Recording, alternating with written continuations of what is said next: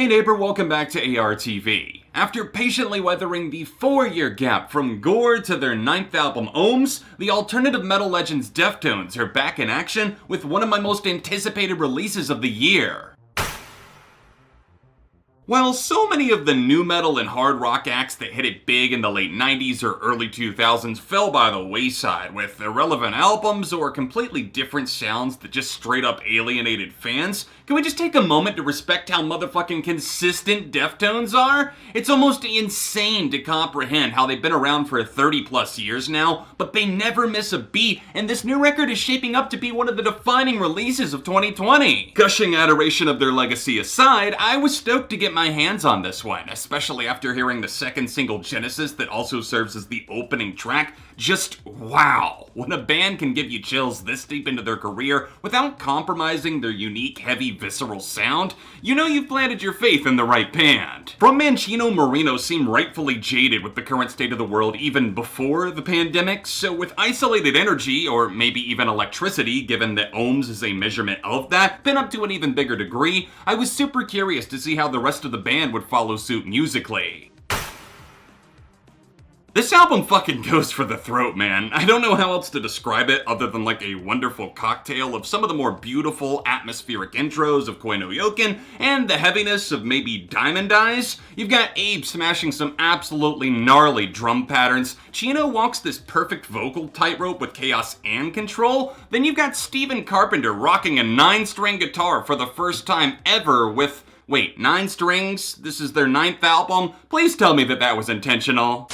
If you thought the title track Ohms was a bit of a hard sell at first, you're not even ready for the rest of the record. I've personally really grown to love that song, the riffs are brilliant, but it's not at all the best track here. They really blend up some different vibes and find a way to make the dots connect. Honestly, Ohms easily bests their 2016 record Gore, and while it's not fair to sit here and compare two records that were clearly gunning for two different endgames, I haven't felt this drawn to their sound since the transcendent Koi no Yoken in 2012. Their sound is timeless in a way, and I think that so many of their records have aged brilliantly because of that, and it circles back to what I said about their contemporaries falling off with age. Deftones they never really felt the need to completely reinvent, realizing instead that there's so much to explore in what I'd basically call their own genre. Terry Date teamed up with Deftones to produce this behemoth, marking the first full album production work he's done since the self-titled album 17 years ago. You can tell they pretty clearly had a heavier sound in mind, and they deliver blow after blow with orgasmic riffs, pummeling bass grooves, and heavy but polished noise, all serving as exclamation points on a really, really killer record. I don't think I have a ton to add here before we start talking about specific tracks. Deftones shine with a palpable heavy tint to their windows, shattering them out and rebuilding with an angry sound that really resonated with me in a year where I've got all of this frustration, both personally and with the world at large, and nowhere to really put it. Over time, I think a lot of you will see this as a cathartic experience, one that's up there with the best albums in their discography. Is it White Pony? No, but it's also not trying to be, and I really respect what the band and their producer crafted on this musically ditz headbanger, a smoothly flowing ripper with no obvious skips front to back.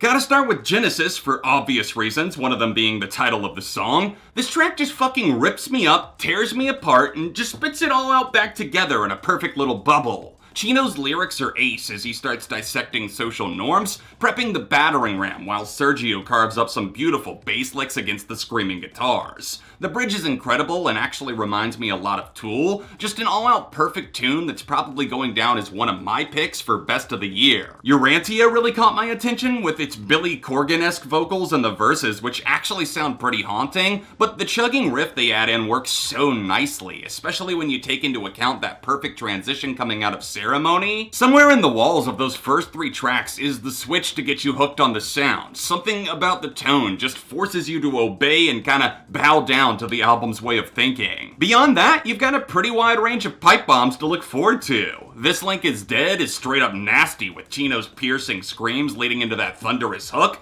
and Errors comes in clutch with some of the catchiest guitars Ohms has to offer, and it does a pretty good job at slamming on the gas pedal in all the right places. Another top highlight has to be Radiant City. The riff is so rich and lively in the mix and keeps me moving the entirety of the song. But even above that, it's worth praising Pompeji? I'm not sure if it's supposed to be an intentional misspelling of Pompeii, and I don't care all that much, but this piece of bottled sarcasm feels like an uncaged lion that's just ready to pounce every time that flamethrower chorus breaks in. Headless is the least interesting track on the album, mainly because it feels like a slight retread of other Deftones records without adding a new accent mark to make it stick, but I kinda love that they closed the album in unconventional fashion with the title cut. The riff staples itself to your brain and does not let go. In fact, it kind of reminds me a little bit of that recent Marilyn Manson record, We Are Chaos. It definitely takes time to grow on you, but once you get there, it's hard to see why you didn't like it immediately. The song competing with Genesis for Best on the Record goes out to The Spell of Mathematics. You just drop what you're doing and zero in when this comes on. Abe gives his best drum performance on the album. Like, once that riff hits around the halfway mark and they start to feed off of each other's energies, I'm 110% sold.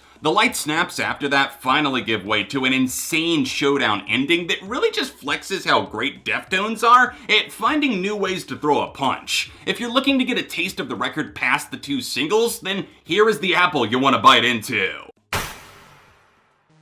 Deftones will leave you begging for the return of live music, with this engaging as hell return to heavier form. In a year of emptiness, sorrow, and really sheer anger, let this be part of the soundtrack that kinda starts to fill the void and gives you something to absorb on a deeper level, or to just rock the fuck out to, given how beastly it's played. It's among their best records, and I've found myself becoming an even bigger fan with each passing year. Ohms gets an electrifying 4.5 out of 5.